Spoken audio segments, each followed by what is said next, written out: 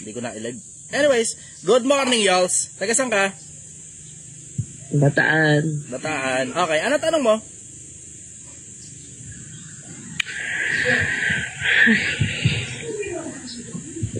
Mukhang parehas din yung problema mo, ha? Napahinga ka ng malalim, ha? So, sige, go. Takina, sayang, hindi narinig yung Facebook at saka ni YouTube to. Sayang. Anyway, tuloy. Ano tanong mo?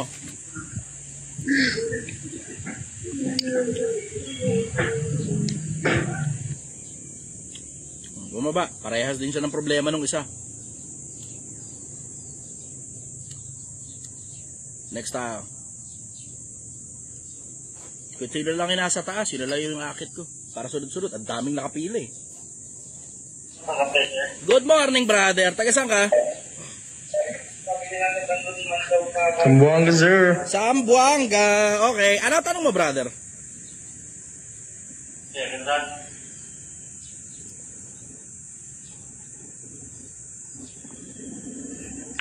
Brother, ano tanong mo? Oh, nakamute ka. Nakamute. Unmute ka muna. Ito isang bago. Para kung sakali mang hindi ka makapag-mute, unmute. At least meron tayong isa pa. Baba ka muna kita, brother. Brother, good morning. Hello, brother. Good morning. Taga saan ka? Ayun, napagbigyan. Taga Pampanga. Okay. Ano tanong mo?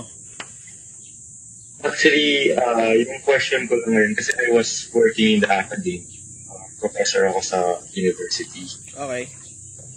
Is it, what I want to know your opinion about the generation right now. Kasi I noticed something. Is it just me, or parang most of them, they're having a hard time accepting advices to older generations, and they're a little bit sensitive. Actually, if I'm giving advice to them about their future, I know na some of them are being offended. Then, ang result, dumarating ko yung parents sa school, then umaabot sila sa umaabot sa guidance, like na-offend sila sa sinabi ko. Kasi, there are some times that I'm delivering advice na medyo kamukha nung sa'yo, diretso. I don't know, is it because hindi ko sila kaedad, or I need to change the way I talk? Kasi masyadong sensitive. Like, kunwari yung kanina, yung sa parents. I have a student, I want to know your opinion. Working student siya. He decided to stop kasi kailangan niyang sustentuhan yung parents na walang sakit. Ngayon, ang na-mention ko, you need to invest first on your future. Kasi if your parents really care about you, ang gagawin nila is tutulungan ka nilang mag-aral. Pwede kang mag-work para pambaon mo, pero not to the point na sustentuhan sila. Then I find it offensive na umabot sa point na kinausap ako ng magulang. So I want to know your advice if I did the right thing, or I should have parang step away from it kasi baka wala na siya sa responsibilities. So, understood, wala na siya sa responsibilities mo. Pero ipapaalala ko lang, bilang professor, bilang teacher, pangalawang magulang ka. Exactly. Although I find it offensive na parang nasumbat pa sa akin yung hindi mo kasi na-experience yung dinadaanan. Something like that. Na-mention classic yun, brother. Hindi mo kasi pinagdaanan yung pinagdaanan ko. Classic yan, brother. Classic yun. You're in the right track, brother. Diretso you're in the right track. Kasi tumutulong ka para maiayos yung kinabukasan ng bata eh. Diba? Nakikita mo ng malinaw kung ano nangyayari. Ano ba nangyayari? Ngayon, dahil sa paglaganap ng putang inang internet, kagandahan, maraming tao ang natututo. Ito problema, ang daming fake news sa merkado. Isa pa, sa paglaganap ng sobra-sobrang dami ng information, hindi na sapat yung oras, I would say, hindi na sapat ang attention ng mga kabataan para i-process yung mga information. Ang nangyayari, nandun na lang sila, nasa likod na lang sila ng mga isip nila, doom scrolling, tapos hindi na ngayon sapat yung activity, brain activity nila para i-digest pa yung mga bagay na napapanood nila. Ngayon na nangyayari, kung mapapansin mo, brain rot. Nabubulok ang utak ng mga kabataan ngayon. Brain rot. Although, ayoko din naman sila i-judge in general. Pero, siguro, I have a different generation with them. I'm already 33. Pero, parang iba yung, nakikita ko nga, iba yung approach na gusto nila. More on sugar-coated. Ayaw nila nung diretso. Kung sugar-coated ang gusto, ibigay ang gusto. Ibigay ang gusto. Kung yun ang paraan para makuha mo atensyon. Kung napapansin mo, ako sa social media, masakit ako magsalita. Bakit ako masakit magsalita? Kasi ang general market ko yung nasa ilalim ng lipunan. Na majority, supposed to be, kabataan, pero mas importante sa akin ang atensyon ng magulang. Kasi yung magulang, pag napatino mo ang buhay ng magulang, panonoorin niya ng mga anak nila. Ito gumagana sa mga nasa ilalim ng lipunan. Pag masakit ka magsalita, pakikinggan ka ng mga squatter. Pag masakit ka magsalita, pakikinggan ka ng mga mahirap. Bakit? Nasaktan mo yung damdamin nila. Kung mapapansin mo, karamihan sa mga hindi resultadong mga tao, emosyonal. Ano ibig sabihin? Kung emosyon pala ang paraan para makuha mo ang atensyon ng tao, then so be it. Ngayon, tungkol naman dun sa mga kabataan, nakausap mo, ang gusto ka mo is sugar coating. Kung sugar coating ang paraan para makuha mo ang atensyon ng mga bata, then so be it. Kung motivation ang paraan para makuha mo atensyon nila, so be it. Kasi at the end of the day, yung palara na yan, kung tawagin, ito yung candy, ito yung palara sa labas, 'di ba? Ang tawag diyan propaganda. Galingan mo yung propaganda para makuha yung mismong message. At the end of the day, it's about the message, brother. At the end of the day, it's about the message. Sobrang importante ng message kasi yung message, yung makakapukaw ng atensyon, yung message, yung makakapagbago ng buhay. Sobrang importante. Kanina nga nung nag-request ako, yung kay RJ, di ba? Yung nasa taas. Yan nga sana yung gustong i-open sa kanya. Wala kasing mabuting magulang na maghahangad ng ikasasama sa anak. Kasi ang obligasyon ng magulang is bigyan ng magandang kinabukasan yung bata. Kasi I was also raised by a single parent. So, patay na siya. Never in my whole life that my mom asked a penny for me. Ang sinasabi lang niya is, mag-aral ka na mabuti. Habang andito pa kami, mag-aral ka na mabuti. Ikaw, so yung kanina nagsasabi nun, ikaw sinuwerte. Maraming bata hindi kasing swerte mo. You have to consider, brother, na sinuwerte ka para makapagtapos ng pinag-aralan.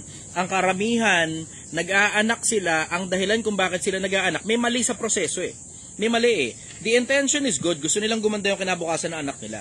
Pero ito ang problema, dahil sa kalituhan, dahil wala nga silang eksaktong direksyon, anong nangyayari? Karamihan sa mga mahihirap, nag-aanak ng sobrang dami. Ano dahilan? Para may mag-alaga sa kanila sa pagtanda. Ito problema. Yung maliit na factor na yun, na ituro sa kanila, galing sa magulang nila yun Akala nila yun ang tama. So kahit wala silang masamang intensyon sa bata, yung konsepto, nakuha nila galing sa magulang nila, akala nila yun ang tama. Na kapag pala tumanda tayo, dapat yung mga anak natin magbigay ng pera sa atin pag tinatamad na tayong magtrabaho. Kasi kaya nga natin sila ginawa para may mag-alaga sa atin sa pagtanda. Sinuwerte ka, nakachama ka ng ganong klase bago bumaba. Andito pala yung kaibigan ko sila. Shoutout ko lang si Engineer Lanto. Congrats sa 100k followers. Naka-follow pa din pala kay Project One. Good morning, Engineer. Ngayon, tungkol doon sa pinag-uusapan natin, brother. Sinuwerte ka, you have to put a heavy stress dun sa konsepto na sinuwerte ka. Kasi pag hindi mo inaccept na sinuwerte ka, parang katulad sa akin, sinuwerte din ako Paano sinuwerte? Yung konsepto kasi na binenta ako ng nanay ko sa matandang mayaman. Pero kung hindi nagkataon na binenta ako ng nanay ko sa matandang mayaman, baka binibenta ko titi ko ngayon para sa pera. Bakit? Ganun yung kinalakihan ng paligid ng nanay ko Yun yung kinalakihan niya Yung konsepto na may mga lalaking magagandang lalaki nagbebenta ng titi nila para sa pera. May mga babaeng magagandang babae nagbebenta ng puki nila para sa pera. Yun Ngayon, nakita ko ngayon yung reality na yun paglabas ko dun sa matanda. Kasi 18 anyos ako, namatay yung matanda, pinalayas ako. Natira ako ngayon sa kalsada. Tulog-tulog sa kalsada, tulog-tulog sa bahay ng kung sino-sino. Tapos napunta ako dun sa lugar ng nanay ko. Paglipas ng ilang panahon, nakilala ko nanay ko, tapos nakilala ko rin yung lugar kung saan siya nandun. And then, I have come to an understanding na tangina, swerte ko pala, binenta ako ng nanay ko sa matandang mayaman. Kung nagkataon na hindi ako binenta ng nanay ko sa matandang mayaman, malamang kasama na rin ako ng mga ordinaryong taong bayang sira ang buhay. Sigurado yun, surefire yun. Bakit? Walang nanay na gumagabay sa akin kasi ang nanay ko tindera sa baklaran. Walang tatay na gumagabay sa akin dahil nabuntis lang naman siya ng Amerikano Tapos, yung nakapaligid sa nanay ko, mga taong ganun din ang mindset. Katulad dun sa magulang nung nagtanong kanina, na papalaki na, paparami tayo ng anak. Bakit? Para may mag-alaga sa atin pagtanda natin. Ito problema. Karamihan sa mga magulang na mga mahihirap, hindi ko nila lahat, pero karamihan sa mga magulang na mahihirap, they have this weird mindset. At ito, coming from an experience na nakita ko talaga sa paligid ko sa squatters area. Kasi tumira ako ng mahabang panahon sa squatters area. They have this weird mindset na nag-aanak sila nang hindi nila ini-expect, tsamba lang. Tsamba lang. Naiputok sa loob, di sinasadya. Tapos, nagsasama na yan. Bakit? Wala nang choice eh. Kasi nandyan eh, lumabas na yung bata eh. So ngayon, nagsasama na sila. Kinakasal pa ba? Wala. Optional na lang yung pagpapakasal. Optional na lang. Tapos, paglipas ng panahon, magkakaroon pa sila ng pangalawa, pangatlo, pangapat. Tapos, they have this mindset, which is good. Ito, sobrang ganda nito. Lahat ng bagay na ginagawa nila para sa mga bata. Ang ganda nun. Ang ganda ng konsepto na yun. Lahat ng bagay na ginagawa nila, pinaghihirapan nila, at lahat ng bagay, natatapos na ang buhay nila. Dun sa konsepto na lahat ng ginagawa nila para sa bata. Para sa bata. Para sa bata. Para sa anak. Para sa anak. Para sa anak. Maganda yung konsepto na yun. Sana nga lang madagdagan ng isa pang konsepto na ang dahilan kung bakit ko ginagawa to para sa anak. Pero hindi lahat ng pera ko para sa bata. Papakita ko sa anak ko kung paano gumawa ng kinabukasan kasi pinanonood ako ng anak ko. Sana ganun. Isama mo sana sa equation yun. Bilang magulang, sama mo sa equation na gagalingan ko sa buhay ko personal kasi pinanonood ako ng anak ko. Pag nakita ng anak ko ngayon, nasa squatters area tayo, mahirap tayo ngayon. Bukas, nakabili na tayo ng right, sarili na natin, hindi na tayo nagre-renta sa squatters area. Squatters area pa rin, pero may sarili na tayong bahay. Pero sarili na natin yung bahay na yun, hindi nga lang atin yung lupa. Squatters area pa rin. Tapos, paglipas ng ilang panahon, nakakabili na tayo ng motor. Yung motor na yun, may pamasok na ang tatay, papunta sa trabaho, pabalik. Tapos ipon pa. Paglipas ng ilang panahon, meron na tayong pedicab o tricycle. Baka mahal, pero matagal na proseso, umutang lang tayo sa Bombay, mababayaran din natin yun. Maghahanap buhay lang tayo ng maayos. Tapos, dagdag pa ulit. Bidyoke naman, ihahatid nung tricycle o nung pedicab sa kapitbahay pag may magre-renta ng bidyoke. Sana ganun. Tapos paglipas ng panahon, alam mo yung meron na tayong kahit paano, hindi mo man makonsider na sasakyan, may jeep na tayo. Tapos paglipas ng ilang panahon, dagdag pang jeep, dagdag pang tricycle. Tapos paglipas pa ng panahon, makakautang na tayo sa Pag-ibig para makabili ng sarili na nating bahay. Tapos paglipas ng ilang panahon, nabayaran na ng buo yung bahay. Paglipas ng ilang panahon, nakabili na tayo ng kotse. Anak, nakita mo mula pagkabata, nasa squatters area tayo. Pero tignan mo ngayon, sa pinaghirapan namin ng nanay at tatay mo, eto na ngayon yung pinundar namin. Ikaw rin ang magmamana nito pag patay na kami. Pero kailangan mong gumawa ng sarili mong kinabukasan para sa'yo.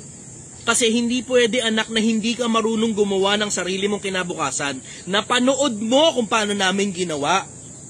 Importanteng kopyahin mo kung paano namin ginawa. Pero pinaghirapan na namin ng magulang mo na mapag-aral ka. Sana malayo yung marating mo, mas malayo kaysa sa amin. Ganon sana. Ganon sana. Yan yung konsepto na gusto kong sabihin. Pero, yun nga, hindi siya applicable sa iba kasi sobrang close-minded nila. I mean, I'm in an environment na I'm meeting a lot of people. At mga magulang din nila. Iba-iba talaga. May mga tao na they don't see yung konsepto na gusto mong sabihin. They find it offensive. So there are some people na nagre-react based on emotions, not the content mo nagsasalita. Like kung paano mo dineliver, pero hindi nila nakikita that the content, the concept that you want to say is good. Hindi lang talaga nila ma-absorb. Hindi nila alam paano siya i-translate into something na makakatulong sa kanila. This may be able to help you, brother. This may be able to help you. Sometimes, in public speaking, it is not what you say, it's how you say it. Hindi yan sa laman ng sinabi mo. Nandun yan sa kung paano mo sinabi. Pagka one-on-one ng conversation, hindi ako ganito magsalita. You will understand. Sa dami ng mga pumunta rito, naintindihan ninyo, hindi ako ganito magsalita sa one-on-one. Ganito lang ako magsalita sa internet. Kasi sobrang importante sa akin na makuha ko yung atensyon ninyo. Kasi importante yung sasabihin ko, hindi para sa akin, kundi para sa inyo. Pero pag one-on-one ang kausap ko, hindi ako ganito magsalita. I try my very best to be as interesting as possible and exerting extreme cautious. Maingat na maingat ako sa pagsasalita kapag ka one-on-one ang kausap ko eh. Bakit? Tangin na pwede akong barilin ng kahit sino na lang pag nakaharap sa akin, napikon sa akin eh, diba? Pwede yun eh. Pwede ako saksakin sa mata ng tinidor na binibenta namin. Ng plastic na kutsara na kasama sa binibenta namin. Diba? Pwedeng mangyari yun. And I don't want to die just because I have offended someone na wala namang kakwenta-kwenta.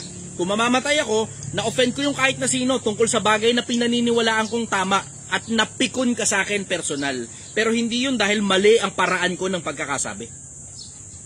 Tama. Actually, you're very intelligent. Kasi matagal na rin ako nakikinig sa'yo, tapos nakapangalo ako. Napansin ko yan, you can control your facade eh. Based sa kung sino yung kausap mo. Propaganda, that is actually a skill that you learn from siguro ang dami mo na ding namit na tao at saka nakausap. Kaya gano'n. Meron na akong swerte. Talaga Meron akong swerte. Ito hindi ko alam kung kasing swerte mo ako. Meron akong swerte, nakakilala ako ng mga oligarchy. Tapos yan yung propaganda. Yan yung up to now, I'm having a hard time building connections. Yung sa akin sinwerte lang. Yung sa akin sinwerte lang. Propaganda, brother, sobrang importante ng propaganda kasi ito yung mismong message mo, yung palara, yun ang nakikita ng mga tao, yung palara. Sobrang importante ng palara na yun para maihatid mo ng maayos sa isang tao. Sobrang sarap nitong walnut ba to? Ano to? Walnut? Almond. Itong almond, ito. Sobrang sarap nitong almond niyan. Tuntua ako eh. Nakakaburak nga lang sumisiksik sa ipin. Pero, tira mo, isipin mo ha, itong almond na to, ibibigay ko ngayon sa'yo. Tapos ganito itsura, hawak ko pa. Tapos susubo mo ngayon sa bibig mo. Kakainin mo. Diba, gets mo? Lalagay ko ngayon ay nako, napaka-arte mo pala. Lalagay ko sa tissue. Yung tissue pinunas ko na sa mukha ko. Kakainin mo. Ang galing dun sa gets ko na. Galing dun sa rapper, tapos kita ko yung branding. Tapos ngayon, ito ngayon yung almonds to, no? Ito ngayon yung almonds, bibigay ko sa'yo ganito. Ito, kakainin mo to, surefire. Sigurado kakainin mo talaga yung laman nito. Pero kailangan mo munang makitang nasa maayos na lalagyanan siya at hindi nasa tisyong pinangulangot ko na. Tama. Parehas lang ng content, pero yung balot, wala. Yung pasad. Thank you, brother. Dami ko natutunan sa'yo. Sobrang importante ng pasad. Pag-aralan ninyo yung art ng pagpasok sa puso ng tao. Pag-aralan ninyo yung art ng pagpasok sa puso ng tao. It is an art. Kung paano ka paano ka makakapasok sa puso ng tao. Nakuha ko yung konsepto galing sige, brother, I'll give chance to others. Yung mga nagko-comment. Kahit 5 minutes lang daw akit daw sila. Okay, maraming salamat, brother. I learned a lot from you. Thank you, brother. Good morning. Good morning. Pilipinas, pag-aralan niyo yung art ng pagpasok sa puso ng tao. Nakuha ko yung konsepto galing sa mga kanta.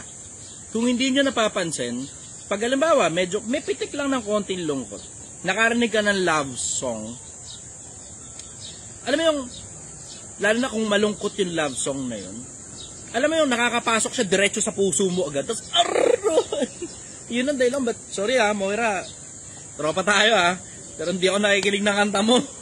Ang sakit masyado sa puso. Sorry Moira, tropa tayo alam mo na yan, pero ang sakit sa puso ng kanta mo. Sorry, ang sakit talaga sa puso ng kanta mo. Nakuha ko yung konsepto sa mga kanta eh.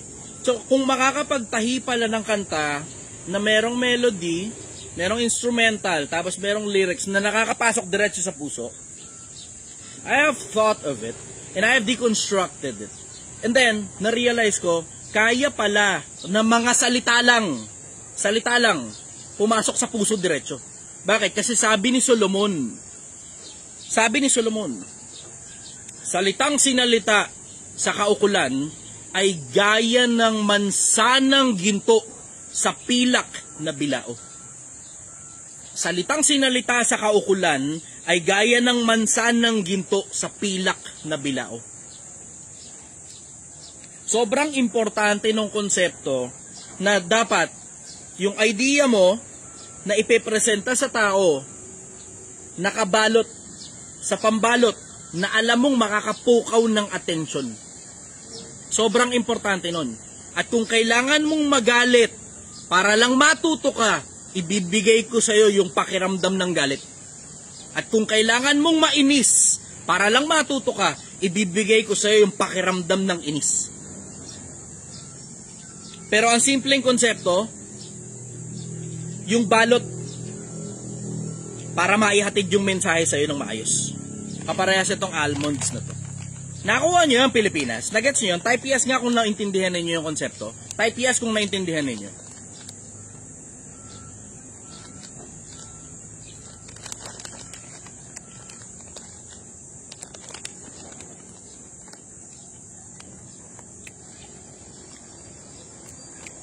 Good. Ayos.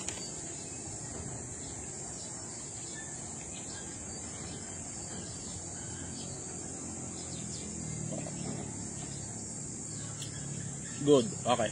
Kung kakaintindihan tao. Meet ko muna to si always be positive. Bastos eh.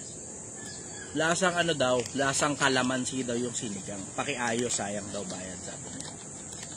Hindi naman kami naglalagay ng kalamansi sa sinigang eh. So alam kong basher ka lang talagang lintik ka eh. Hindi kami naglalagay ng kalamansi sa sinigang. Sa akin, kung wala kang pambayad, manahimik ka na lang.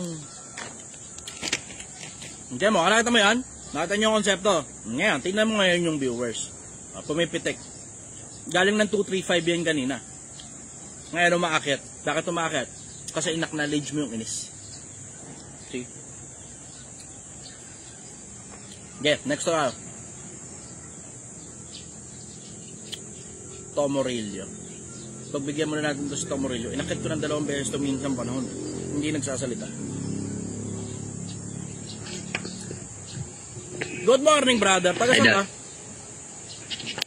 Marilao po. Sa wakas, nagsalita ka rin. Okay. Sige, anong tanong mo? 3 talata to, idol. Sige lang. Kasi, yung, di ba yung may paniniwala na pag namatay ka, diretso ka agad sa langit, yung ganun. Meron yan. Naituro kasi sa amin, sabay-sabay siya. Kumbaga, walang una-una, parang ganun. Juan 3:13 at walang umakyat sa langit kundi ang nanggaling sa langit. Kundi ang anak ng tao na sumasalamat. Tapos yung Ecclesiastes 9:5. Sapagkat nalalaman ng mga buhay na sila'y nangamamatay, ngunit hindi nalalaman ng patay na ang anumang bagay na mayroon pag sila'y sapagkat ang alaala sa kanila ay nalimutan. Naalala ko pa rin yung talata. Okay. Kumbaga, yung naituro kasi sa amin, kasi di ba minsan, kadalasan na sinasabi mo parang gusto mo nang mauna, parang ganun. Parang yung sa isa naman,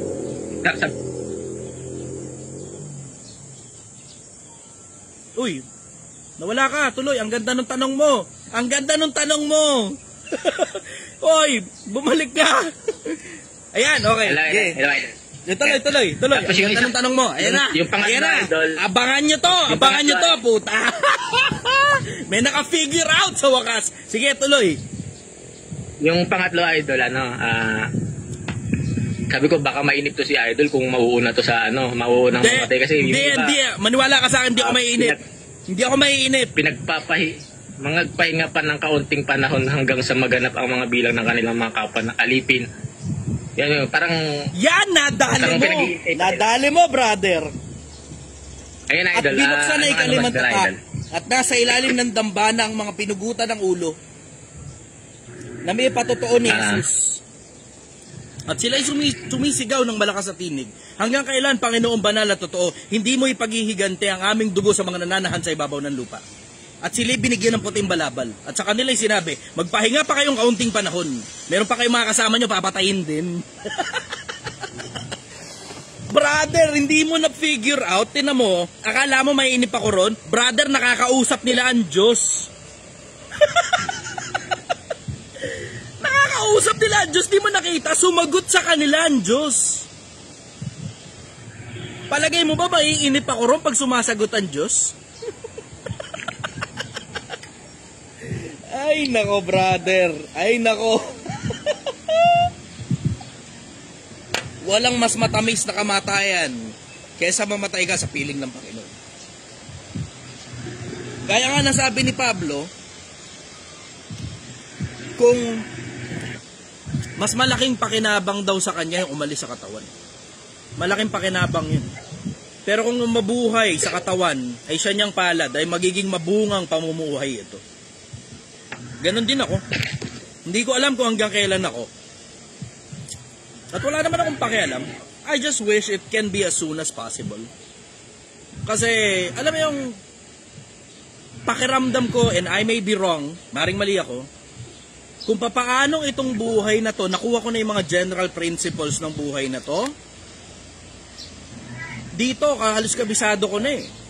Naboboringan na ako rito eh. Ang pakiramdam ko, mas pakikinabangan ako ng Diyos sa kabilang buhay. Yun ang pakiramdam ko. At maaaring mali ako, maaaring hindi ako tatanggapin pala ng Diyos.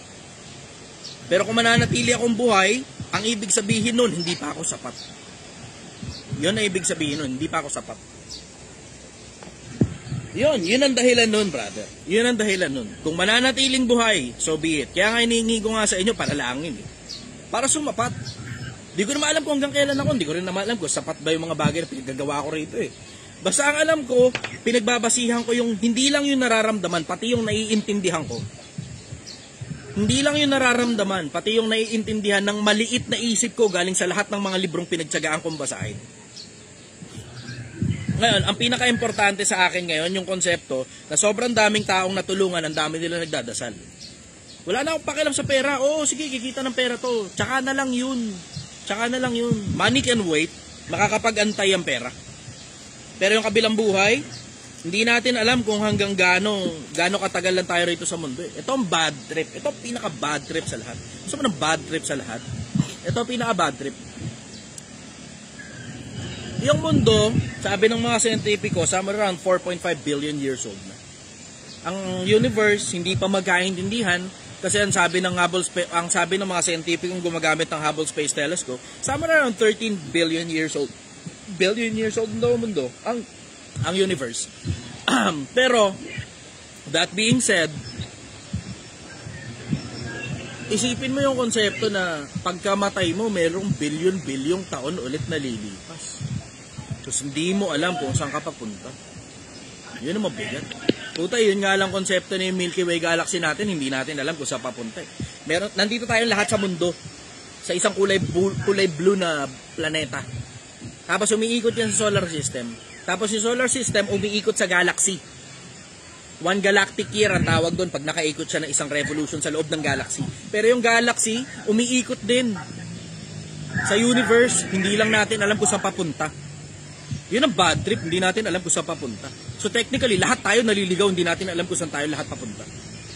Na pwedeng isang araw, yung Milky Way Galaxy makipagbanggaan sa iba pang galaxy, o merong pala tayong black hole na hindi natin nakikita, doon pala tayong lahat papunta. Hindi natin alam eh. We will never know. Hindi natin alam.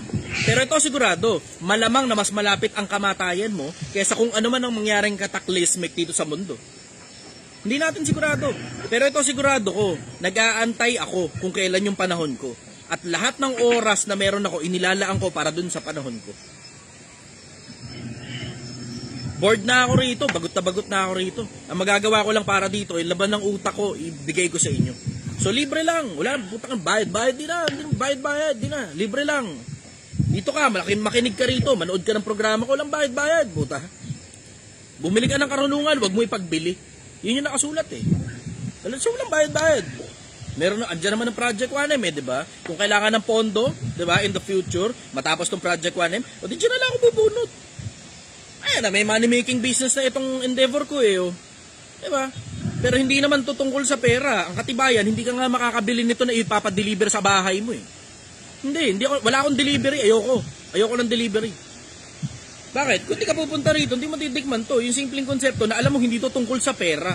So tinan mo, Visayas, Mindanao, makakarating ka pa ba naman dito?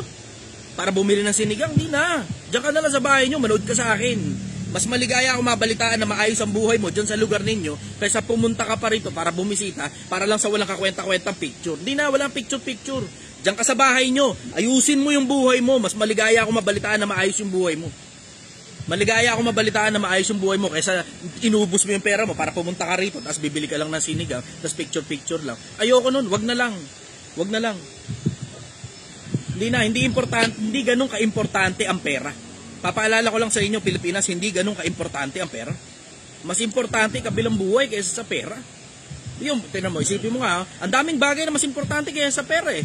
Yung magulang mo, siguraduhin mo na pag may sakit sila, kaya mong ilabas sa ospital. Tangina mo, anak ka eh. Nilabas ka niyan dito sa mundo eh, di ba? Oo, as much as we have the braggadocio para sabihin na hindi, habang bata pa sila, wag mo munang bla bla. Pero tangina, pag tumanda naman ang magulang mo, napakagago mo naman pag pinabayaan mo sa kalsada magulang mo. Di ba? Ang sinasabi ko, hindi yan, wag yung sustento ang magulang nyo. Wag kayong tumulong sa... Wala ako sinabing ganon. Ang sinasabi ko, buuin mo yung sarili mo. Ano ba naman ang masama kung 40 anyos pa lang ang magulang mo, ikaw milyonaryo ka na, nakita-travel mo sa ibang parte ng mundo, nanay mo. Ano masama ron? Milyonaryo ka na eh. Kahit ngayon, pasasain mo ngayon ng magulang mo, walang masama ron. Pero nagkakaproblema, dun sa lahat na meron ka, bibigay mo sa magulang mo, parehas kayo ngayon nalulunod ng magulang mo. Tangina, maniwala ka sa akin, hindi rin magiging proud sa yung magulang mo na kasama mo siyang nalulunod. Dalawa kayo, nalulunod kayong dalawa. Hindi na matutuwa nanay mo ron eh. Diretsahan, ang gusto ng mga magulang, hindi na importante kung gaano kasakim ang magulang. Ang gusto ng magulang, umalagwa ka bilang anak nila. Yun ang gusto nila, umalagwa ka bilang anak.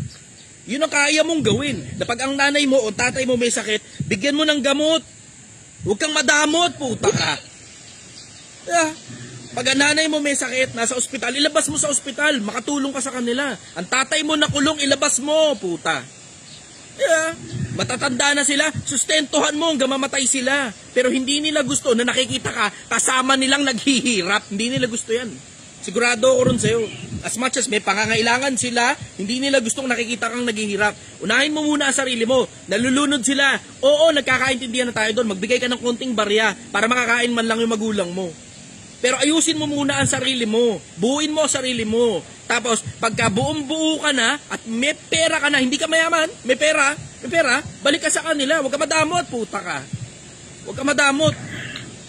Ang bottom line yan, kung nakakapaghanap buhay pa naman ng maayos yung magulang mo, hayaan mo muna silang maghanap buhay. Hindi mo gugustuhin na alisin yung responsibilidad sa kanila kasi gagawa sila ng bagong responsibilidad eh. Magluluho sila eh, tapos sa'yo ngayon pababayaran.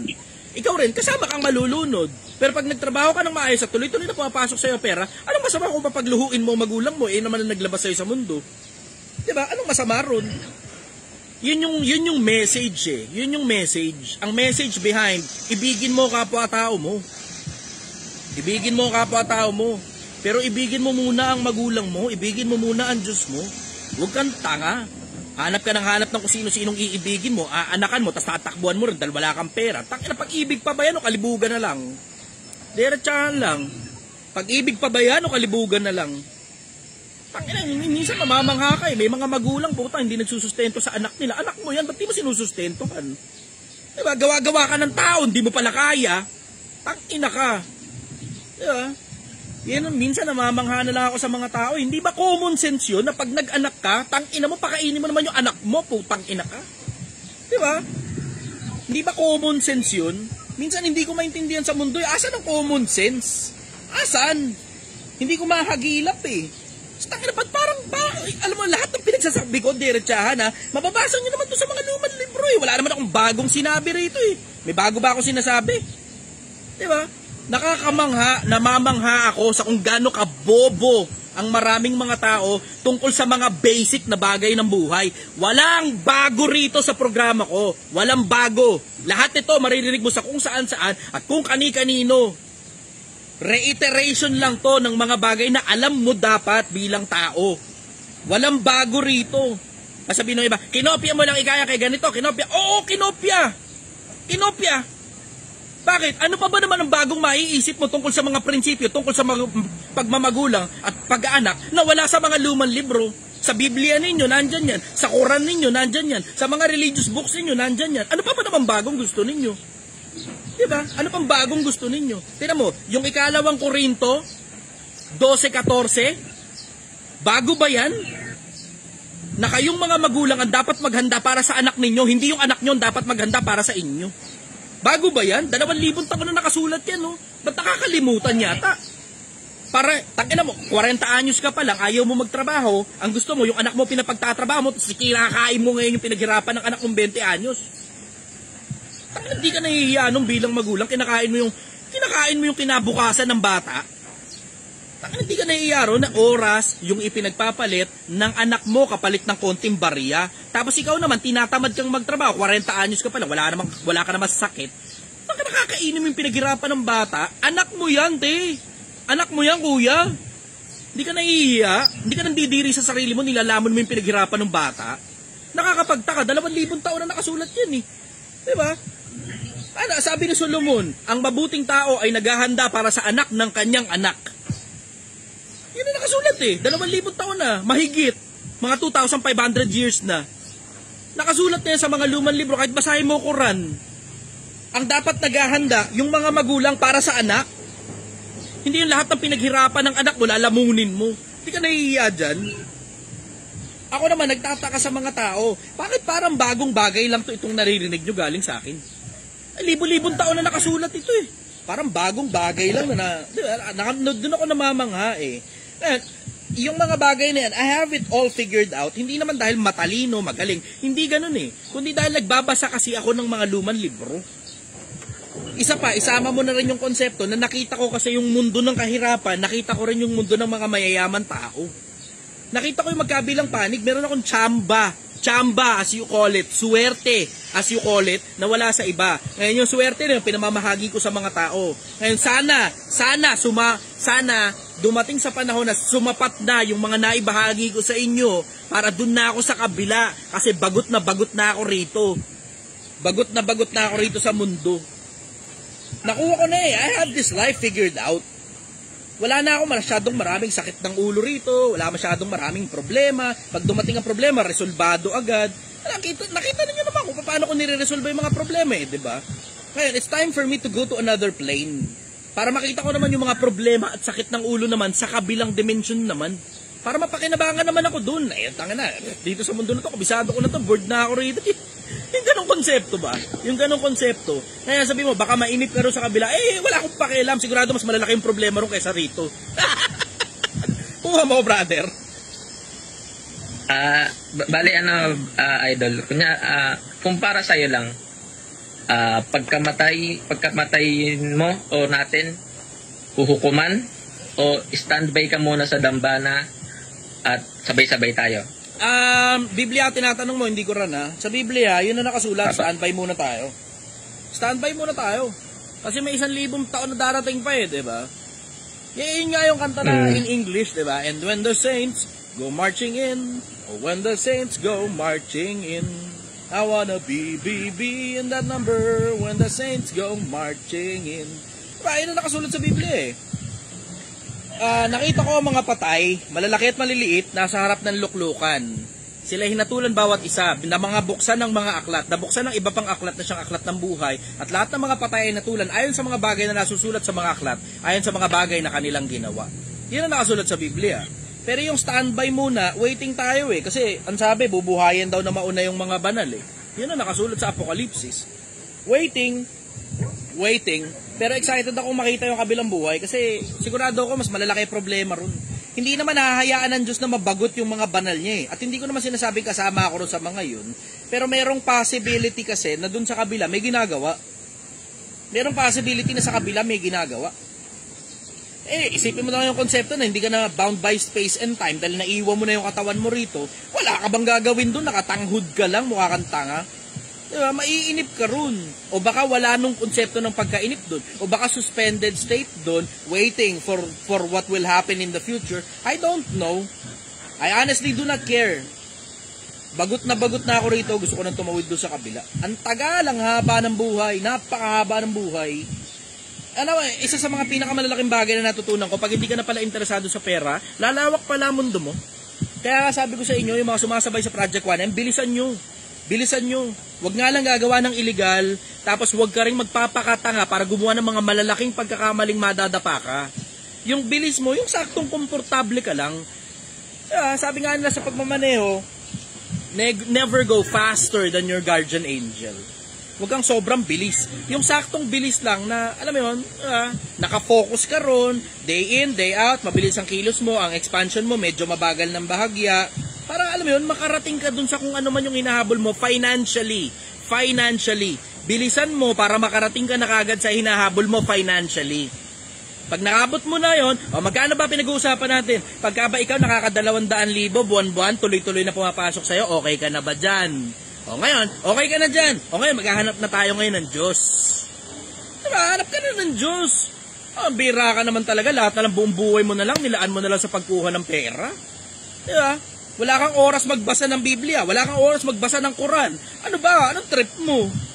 Diba? Yan ang trip mo, gumawa ng pera hanggang mamatay ka. Ikaw na haling, sinabi mo sa iyong puso na mayaman ka, ngayong gabi kukunin ang iyong buhay. Mapapasala kanino kaya ang iyong pinaghirapan? Diba? May mga tao din nag-iisip ng ganun eh. Ang yaman mo, sa pakiramdam mo. Pero pagkamatay mo, kanino kaya mapupunta yung pera mo? Sa mga anak mong walang disiplina. O tapos ngayon, ano ngayon ang gagawin ng mga anak mong walang disiplina? Diba? Naisip nyo na ba kung ano gagawin ng anak nyo sa pera? Baka ipampaparaya lang yan, iyayabang lang yan sa mga tropa pagkamatay mo. O tapos ano ngayon ang gagawin ngayon? Uubusin yung pera. Pagkaubos ng pera, balik na naman ngayon sa hirap yung anak mo. Nako, Pilipinas, hindi pera ang pinaka-importanteng bagay sa buhay. Panoorin mo at pagbasdan mo yung dami ng mga pinakamalalaking istruktura. 1,000 taon na nakakaraan. Nasaan na yung mga may-ari niyan? Yung Pyramid of Egypt, yung Pyramid of Giza, yung mga templo sa Mexico, yung templo sa Indonesia, asa na mga may-ari niyan? Asa na? Patay na silang lahat. Lahat ng pag-aari nila hindi na kanila. Pilipinas, ipapaalala ko lang sa'yo. Mamamatay ka. Hindi pera ang pinaka-importanteng bagay sa buhay. Nakakalimot tayong lahat. Anyways, yun ang sagot ko ron, brother. Tatanong mo kung mababagot ba ako sa kabilang buhay, baka mabagot lang, bla bla, kasi mag-aantay. Wala akong pakialam. Ang interest ko makarating doon kasi bored na ako rito. Next question, brother. Tinanong mo kanina, Idol, kung Bible ba yung tinatanong ko. Ano po ba yung sa Quran? Ayoko na mag-discuss ng Quran. Nagdadahan-dahan ako sa Quran. Kasi hindi ko kasing kabisado ng Biblia ang Quran. Alam ko, nakasulat sa Quran. Pero nagdadahan-dahan ako. Kasi hindi ko kasing kabisado ang Quran. Ngayon, unti-unti. Bigyan mo akong 2 taon, madidiscuss ko na sa'yo pati Arabic. Bigyan mo akong 2 taon, at most siguro mga 3 taon. Kasi pagkatapos itong Project 1M dito, maka 1 milyon ako rito, magfo-focus na ako sa pagtuturo sa mga tao ng mga basic principles ng buhay sa isang maayos na lugar, disenteng lugar, na pwedeng pumunta sa akin ng mga tao at makapakinig sa akin ng live na ako mismo nagsasalita. Isama mo na rin yung konsepto na na magfo-focus ako sa pag-aaral ng Quran paglipas ng Project 1M. Pag-aaralan ko muna yung Quran. Tapos saka tayo mag-usap pagkatapos nun. Mga lang yan, 2-3 taon nakakapag-Arabic na siguro ako nun. Next question, brother. Okay na, Idol. Punta ako dyan pagka nakuha ko na yung project mo. Okay, brother. Kaya paketsid. Thank you. Ang ganda ng tanong mo, Tuwa naman ito si brother. Ganda pala ng tanong niyo. 2 beses ko siya sinubukan iakyat. Tapos either nawawala o hindi siya nagsasalita. Ganda ng tanong nyo na. Intelihente yung tanong niya. Nakakatawa yung nag-iisip na ganun. Nakakatawa yun. Hindi kaya mababagot ka rin. Naisip ko na rin yun. Kaya nga sabi ko, alam ko na kung sa papunta doon tanong na to. May nag-iisip na. Nakinatanta ako. Parang bata. Naging kaligayahan ko na yun. Yung mga taong nag-iisip tas intelihente yung tanong nila. Kasi pinaka-common, paano yung asawa ko ng bababae? Puro ganun na lang. Yung anak ko ayaw sumunod sa akin. Mga basic. Siyempre, alam mo yun, paglipas ng panahon, nung una parang intense na intense pa ako dyan. Pero yung, alam mo yung paglipas ng panahon, bored na ako sa ganun. Hindi naman sa ayokong sumagot. Pag tinanong nyo sa akin yan, sasagutin ko pa rin yan.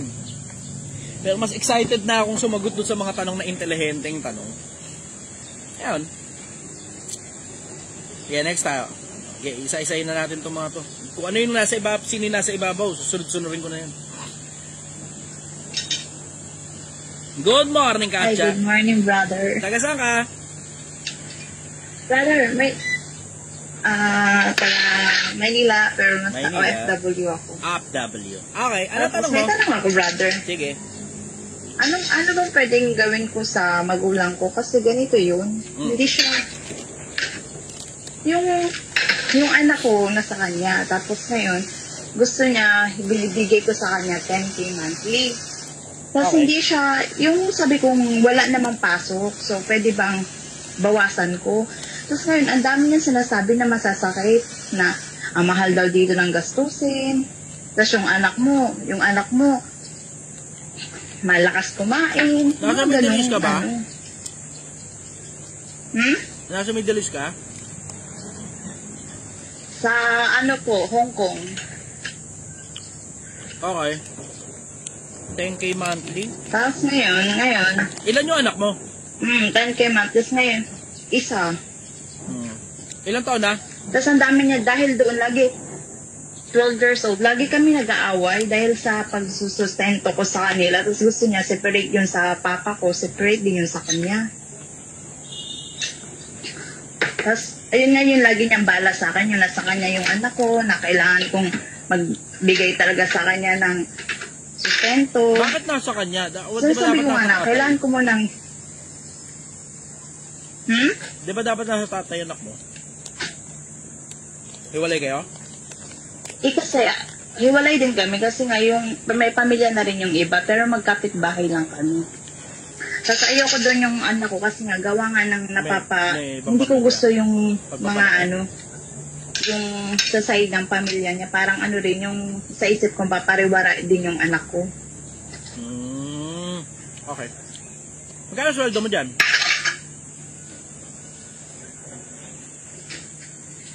Nasa 30K din. 30K to 35. Nakakaipon ka naman.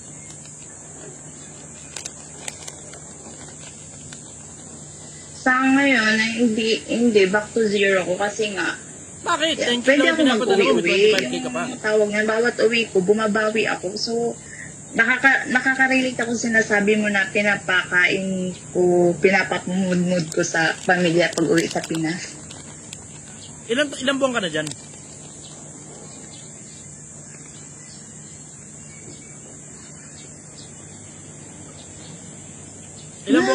Brother, nawawala yung signal ko. Oo nga, nakita ko nga, may kulay-pulay signal mo. Tinuro ko pa, makikita naman ng audience ko yun. Ay hindi, baka nga nakikita talaga nila. Okay, ilang buwan ka na dyan? Matagal na, brother, 6 years na ako. Pero kasi din ako dyan sa nadali din ako sa pautang, yung sanglatera. Ha? Yung ngayon na kontrata mo, ilang buwan ka na? 6 months. 6 months. Tapos 10K yung pinapadala mo. Saan pupunta pera mo? 6 months ka na dyan eh. Dapat kahit paano merong 6K. Kahit paano, kahit may 100,000 ka na dapat. Oo, kasi nga, yung nagka-loan ako dahil nga sa yung anak ko, dinala ko dito. Tapos, ayun nga dinala ko dito na pinabakasyon ko. So, ayun yung pinapaintindi ko sa... 12 anyos, pinapabakasyon mo sa ibang bansa. Napakayaman mo naman. Yun nga yung pagkakamali ko. Yung parang bumabawi din kasi ako. Kasi nga feeling ko nga, kulang sa atensyon na yung anak ko. Pero yun mo nga, ngayon hindi nga kami nagkakausap eh. Tinitiis niya rin ako eh. Gano'ng katagal ang kontrata mo dyan? 2 years. Magkano pa yung binabayaran mo?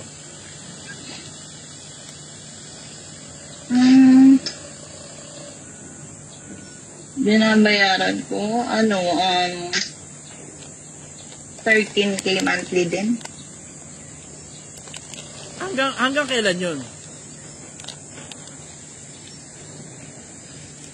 Kaka-umpisa, so 6 months, 1 year. 1 year siya. 1 year mong babayaran? Yeah. Di wala pala natitira talaga sa'yo. Oo nga eh. Kasi ayun nga, lagi kami talaga nag-aaway sa magulang ko dahil nga sa pagbibigay ko. Di paliwanag mo sa kanila wala natitira sa'yo kasi napupunta doon sa loan. Sabi mo, hindi nila maintindihan. Wala ka naman magagawa eh. Kahit kayo maintindihan nila yun, kaya hindi, wala kang magagawa. Bakit? Yun nga, lagi kami nag-aaway din. Lumalabas lahat ng pera mo na iipit dun sa binabayaran mo.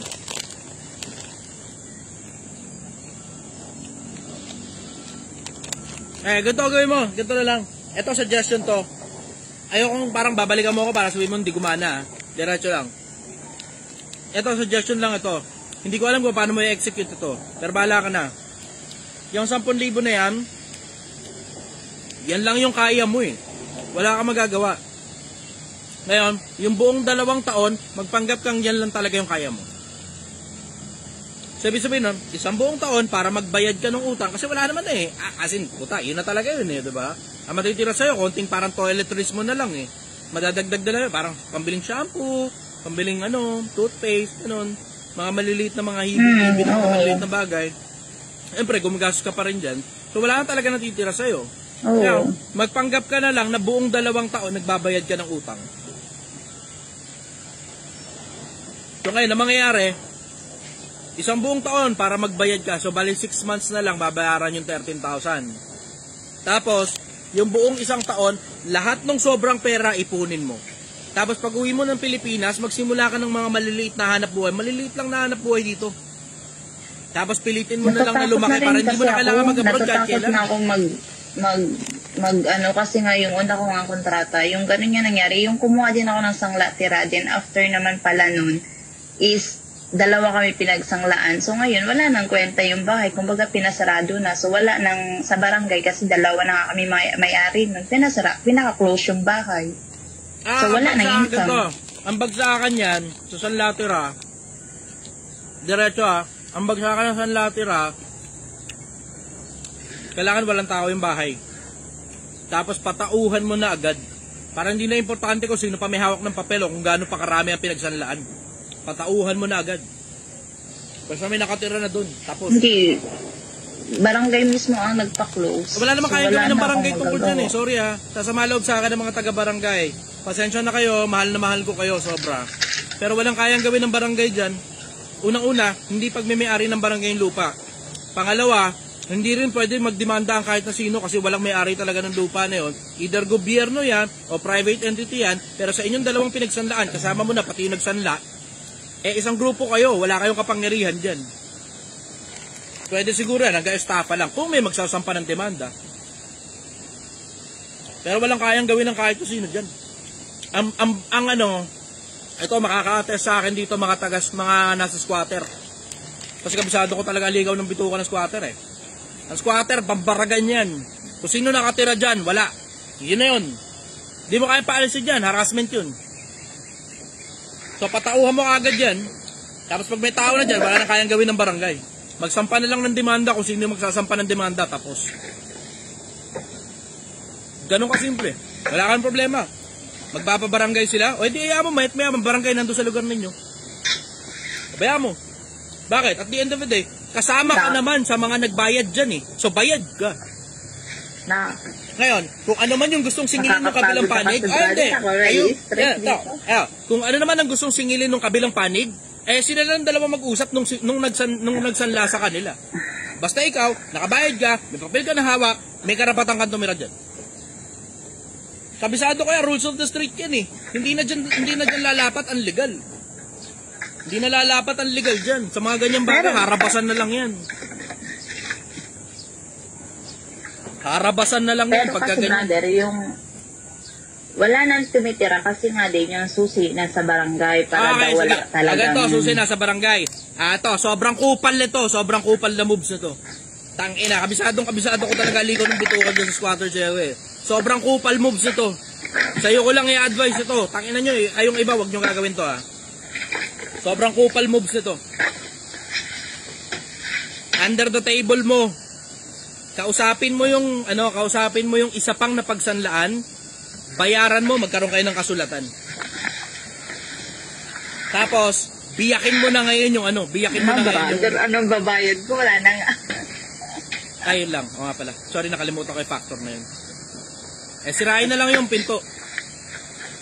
Trespassing? Puta ka na, paano trespassing? Hindi nyo naman pag-aari yung lupa. Walang trespassing dyan. Kasama ka sa may-ari niyan. Pansamantala hanggat hindi nababayaran yung pera. Biyakin yung pinto, papasok kayo sa loob ng bahay. Walang trespassing dyan. Hindi mo mailulusot na trespassing yan. May hawakan dokumentong isinanla sa iyo yung lugar eh. Sa squatters area, harabasan dyan. Harabasan. Kung sino yung nandun na nakatirik doon, kanya yung pwesto na yun. Ganun kasimple sa squatters area. Paano sasara? Eh, hindi simple. Pagawa ng bagong pinto. Pupunta ang barangay, hindi, sabihin lang, simple. Hindi na ho kami susunod sa inyo. Eto ho ang papel eh, oh. Hindi nyo naman kami tutulungan bawiin yung pera, diba? So masasayang lang yung pera. O eh, pero hindi. Yung property na yan, wala tayong pag-uusapan dyan. Kung gusto ninyo, kung sino man yung nagre-reklamo, magsampa na lang sila ng demanda, tapos. Basta, kami ang titira dyan dahil may hawak kaming dokumento. Tapos. Sa squatters area, harabasan, diretsahan lang. Ganun kaharabas sa squatters area. Wala halos batas dyan.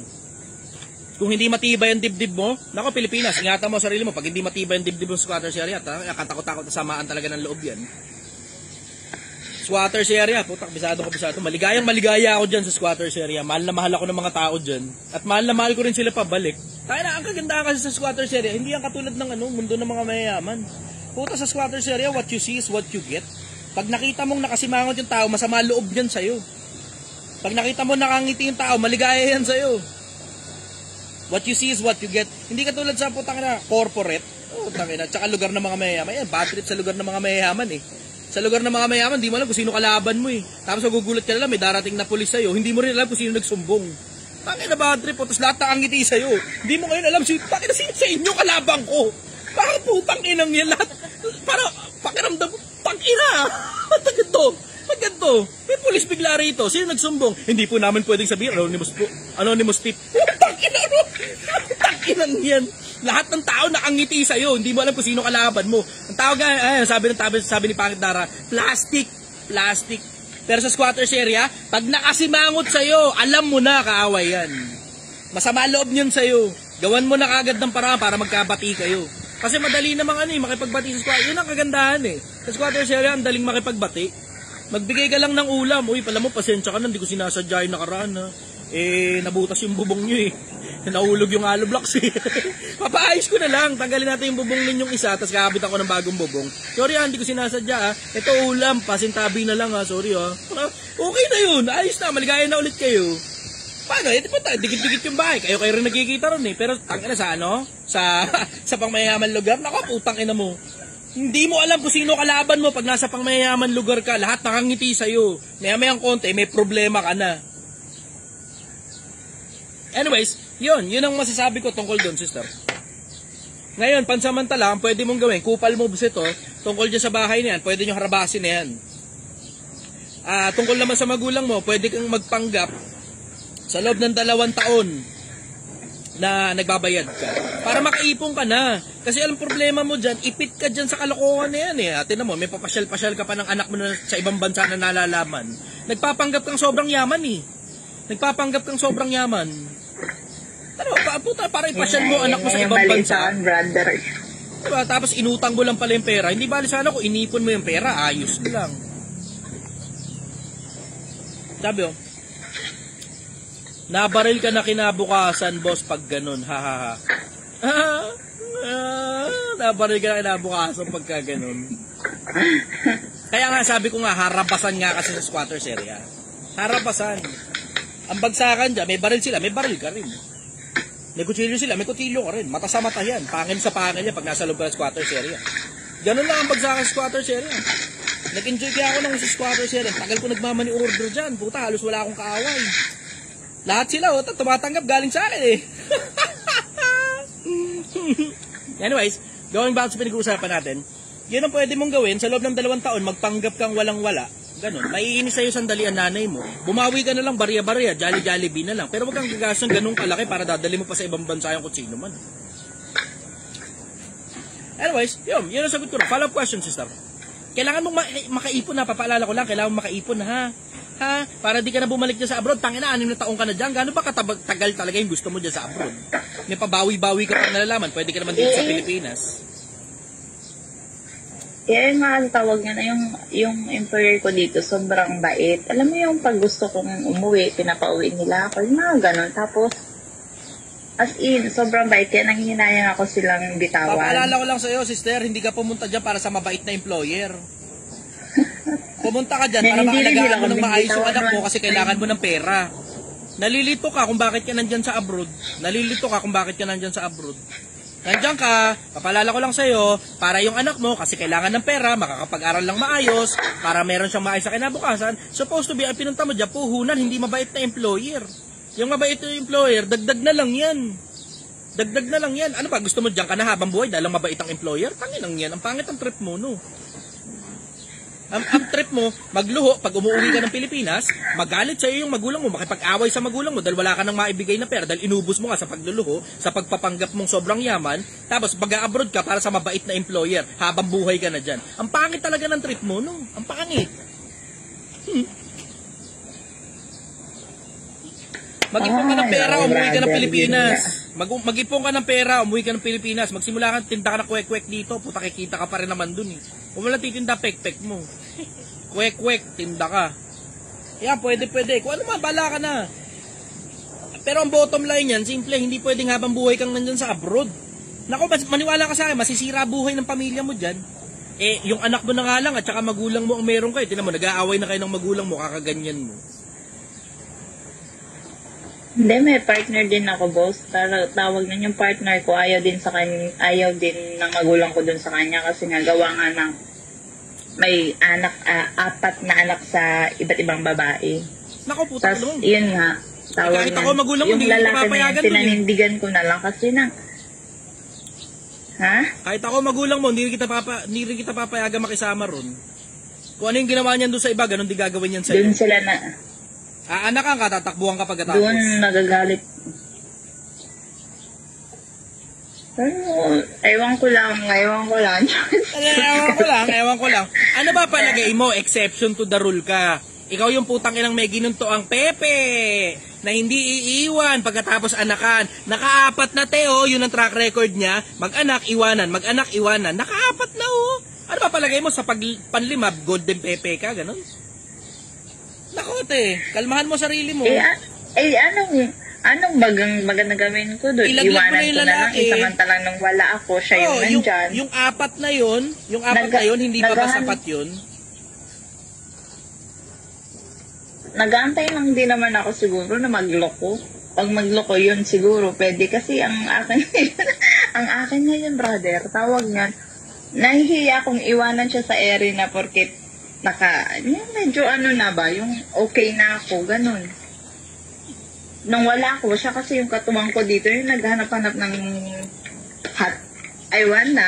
katrabaho ko kasi yan dati, brother, tapos yung parang, ang sagot ko lang sa'yo, pinanindigan na lang din niya ako. Ang sagot ko sa'yo, okay. Tinan mo, pag uwi sa Pilipinas, PY ka dyan. Hindi mo naman alam kung sa Pilipinas may asawa ba yan eh. Kasi karamihan sa mga nandiyan sa abroad, nagpapanggap na single eh. Lalo na mga lalaki, nako putang ina, lahat sila nagpapanggap na single pag uwi ng Pilipinas, uwi sa asawa. Brother, binahay ko na nga lang kasi para... Binahay mo? Parang baliktad ah, ikaw dapat yung binahay ng lalaki. Kung kaya mo ba namang hawakan sa leg, sige. Kung kaya mo ba namang hawakan sa leg para hindi makatakas, talian mo na lang. Pero wag ka magpapabuntis dyan, maniwala ka sa sakit ang ulo mo dyan.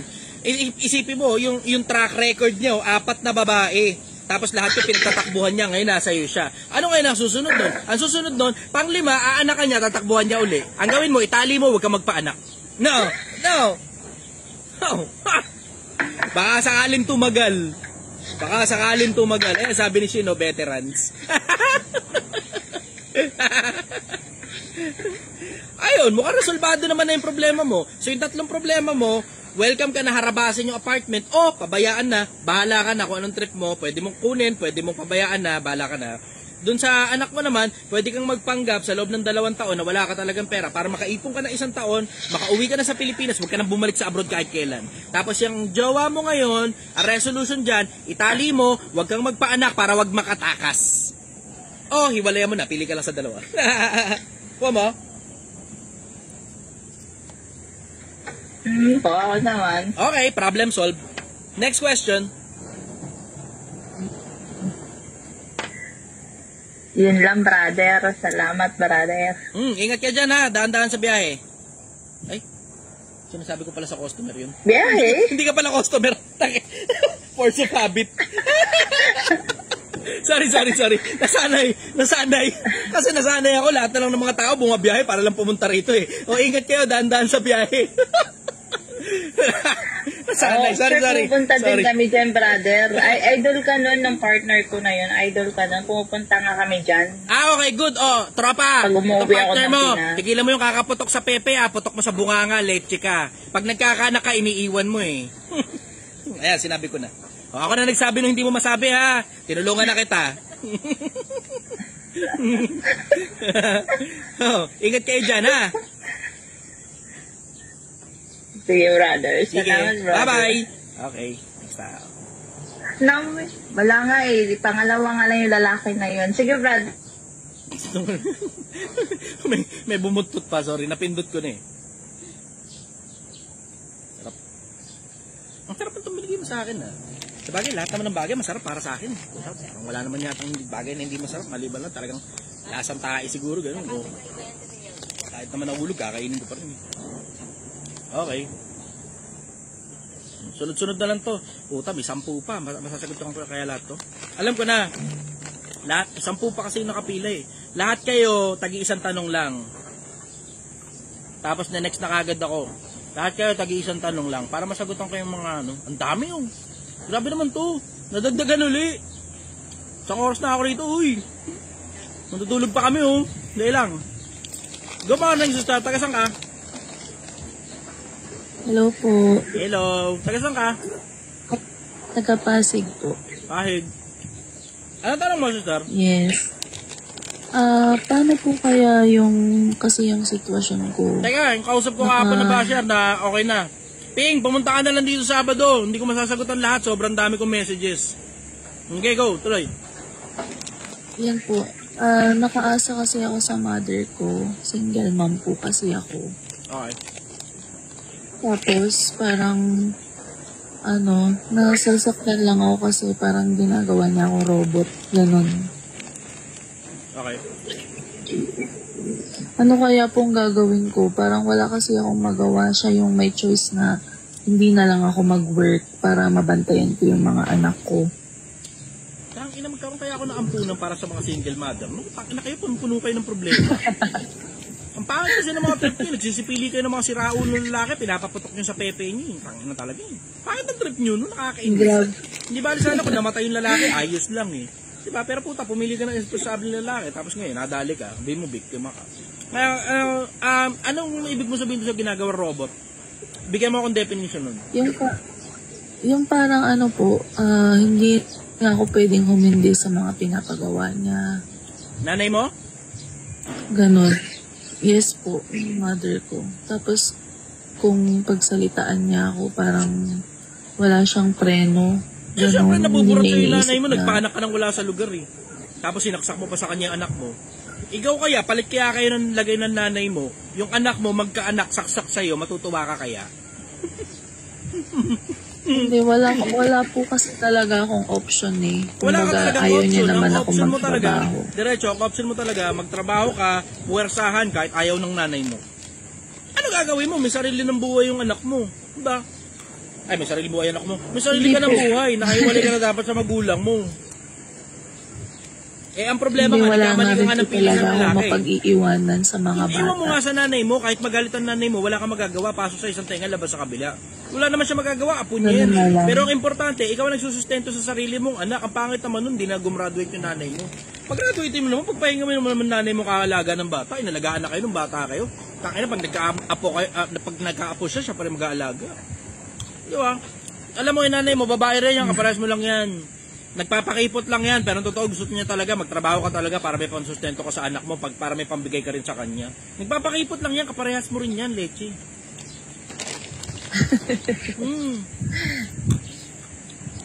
Ano, sige okay po, salamat. Well, sa mo, magtrabaho ka na ha. Po. Sige. Okay, bye-bye. Salamat po. Bye po. Tanga na, pakiramdam ko, nakashift pa rin tayo. Bye-bye, kita-kits. Kita-kits! Sinasabi ko sa mga customer, bye-bye, kita-kits. Ingat kayo sa biyahe. Isa ng tarong.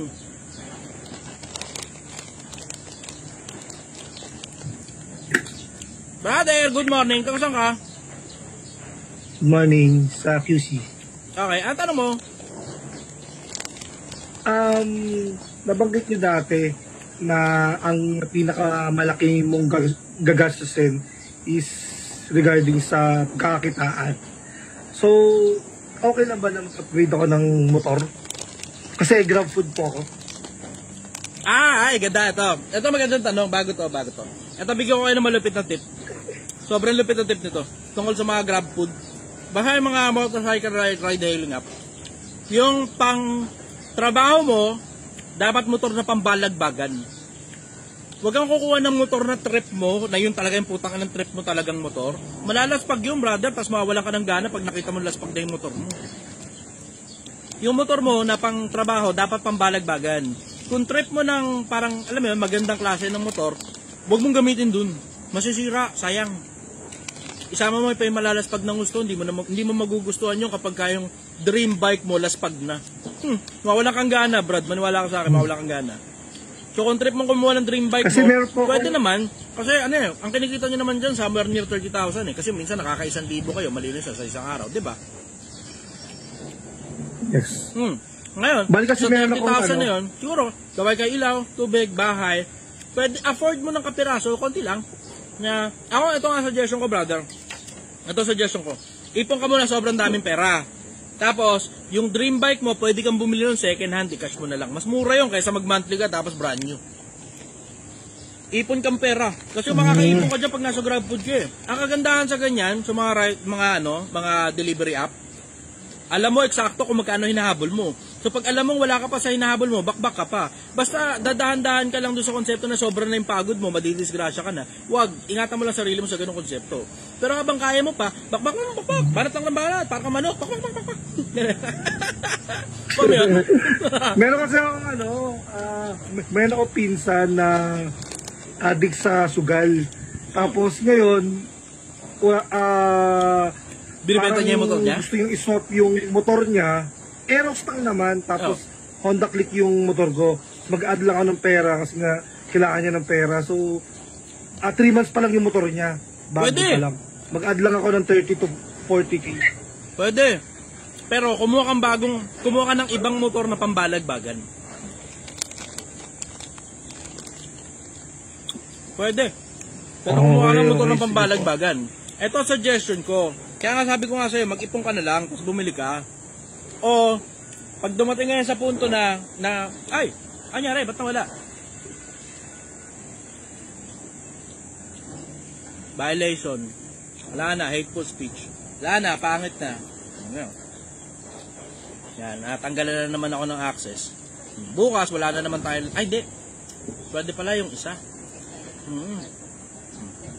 Wala na, naban na naman ako. Ay, papakita ko na lang sa inyo, puta. Dive access remove. Pasensya na muna. Kita tayo ulit bukas. Same time, alas 6 ng umaga pasado, hindi ko sigurado, depende kung anong oras ko matrepan. Basta maalala na sa pagkitan lang yan ng alas 6 hanggang alas 7 ng umaga. Good morning everybody. I love you all. Bye-bye. Ayang, nawala.